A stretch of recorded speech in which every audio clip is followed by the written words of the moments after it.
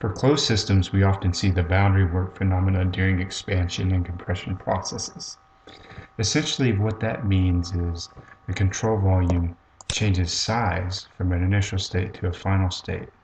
As shown in the figure below, our initial state is a large control volume, and then during the compression phase, our control volume shrinks.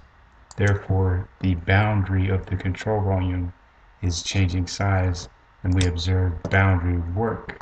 So when the control volume boundary moves, we see boundary work in both the compression and expansion processes. From the compression state to the expansion state, our control volume expands in size. Therefore, we have to account for boundary work for closed systems. The boundary work for compression can be explained by the following figure. We start off with our fundamental equation, energy balance, or first law of thermodynamics for a closed system. Our initial state has a large control volume, and then when we compress it, the fluid, basically work is being put into this plunger to compress the liquid or gas inside the control volume. Thus we see boundary work. The boundary work is being put into the system to compress the fluid, therefore W out is equal to 0, and we're putting work into the system. When a gas is compressed, it tends to heat up because the gas is hotter than its surroundings. Heat will flow from the control volume to the surroundings, and our Qn will be equal to 0.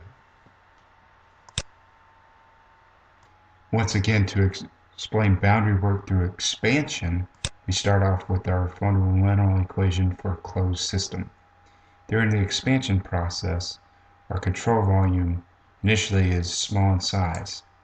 Later, it expands. Therefore, we observe the plunger, or the system is pushing the plunger up. Therefore, work is being put out by the system, and our work being put in is neglected. When a gas expands, it tends to cool off.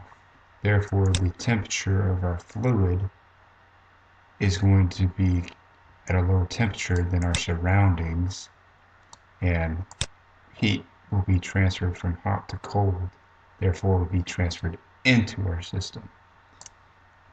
Qn will Q out will be equal to 0, and Qn will be some positive number.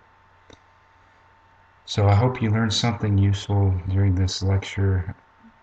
This is an important concept, and we will take advantage of it in later applications. All right, have a good one.